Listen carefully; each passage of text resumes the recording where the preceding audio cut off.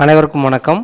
திறன் இயக்கத்தின் முதற்கட்டமாக 6 முதல் 9ஆம் வகுப்பு வரை படிக்கும் மாணவர்களில் தமிழ், ஆங்கிலம் மற்றும் கணித திறன்களில் பின்தங்கிய மாணவர்களுக்கு திறன் பேஸ்லைன் அசஸ்மெண்ட் கண்டக்ட் பண்ணியிருப்பீங்க. எந்தெந்த மாணவர்களுக்கு திறன் பேஸ்லைன் அசஸ்மெண்ட் கண்டக்ட் பண்ணியிருக்கீங்களோ அந்த மாணவர்களை வந்து எம்இஸ் வலைதளத்தில் டேகிங் பண்ணியிருப்பீங்க. தற்போது அந்த பேஸ்லைன் அசஸ்மெண்ட் மார்க்கை என்டர் பண்ணுறதுக்கான ஆப்ஷன் எம்இஸில் எனேபிள் செய்யப்பட்டுள்ளது. அது எவ்வாறு அந்த மாணவர்களுடைய அந்த பேஸ்லைன் அசஸ்மெண்ட் மார்க்கை என்டர் பண்ணுறது அப்படிங்கிறத பற்றி அந்த வீடியோவில் பார்க்க போகிறோம்.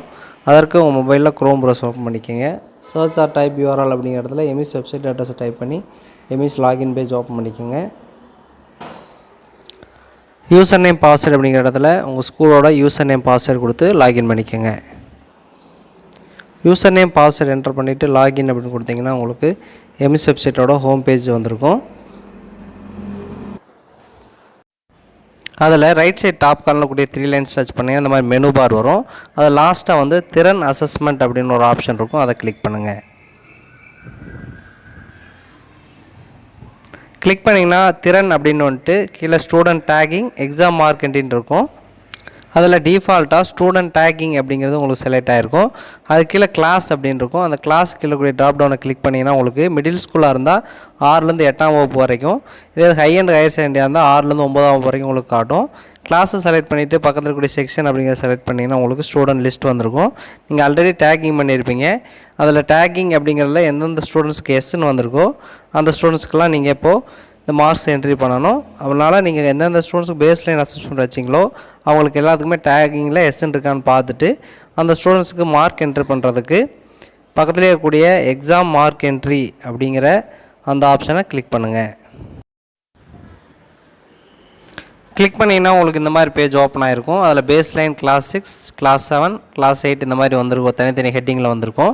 இப்போ 6th ஸ்டாண்டர்ட் ஸ்டூடெண்ட்ஸ்க்கு நீங்கள் மார்க் என்டர் பண்ணுறதுக்கு பேஸ்லைன் கிளாஸ் 6 அப்படிங்கிறதுக்கு கீழே இருக்கக்கூடிய அந்த ஸ்டார்ட் அப்படிங்கிறத கிளிக் பண்ணுங்கள். கிளிக் பண்ணிங்கன்னா நீங்கள் கிளாஸ் 6ல் எந்தெந்த ஸ்டூடெண்ட்ஸ்க்கு டேகிங்கில் எஸ்ன்னு கொடுத்தீங்களோ அந்த ஸ்டூடெண்ட்டோட லிஸ்ட் வந்திருக்கும். அந்த ஒவ்வொரு ஸ்டூடெண்ட்டோட எம்இஸ் ஐடி, ஸ்டூடெண்ட் நேமு, அடுத்ததாக ஒவ்வொரு பாடத்துலையும் அந்த மாணவர் பெற்ற மதிப்பெண்களை உள்ளீடு செய்வதற்கு மேக்ஸ், இங்கிலீஷ், தமிழ் இந்த 3லேயும் அவங்க பெற்ற மார்க் என்டர் பண்ணிக்கலாம். அந்த பாக்ஸில் என்டர் மார்க் அப்படிங்கிறதுல கிளிக் பண்ணி மேக்ஸில் இந்த மாணவர் 20 மதிப்பெண்கள் எத்தனை மதிப்பெண் எடுத்தாங்கன்னு என்டர் பண்ணுங்கள். அதே போல் இங்கிலீஷில் 20க்கு எத்தனை மார்க் எடுத்தாங்கன்னா அந்த மார்க் என்டர் பண்ணுங்கள்.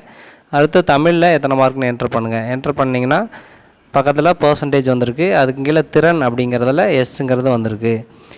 17 மார்க்கும் அதுக்கு அதிகமாக எடுத்திருந்தாங்க அப்படின்னா அவங்கள திறன் நோன் வரும். எந்தெந்த மாணவர்கள் 15 கீழே மார்க் எடுத்திருக்காங்களோ அந்த ஸ்டூடெண்ட்ஸுக்கெலாம் திறன் அப்படிங்கிறதுல எஸ் அப்படிங்கிறது வந்திருக்கும்.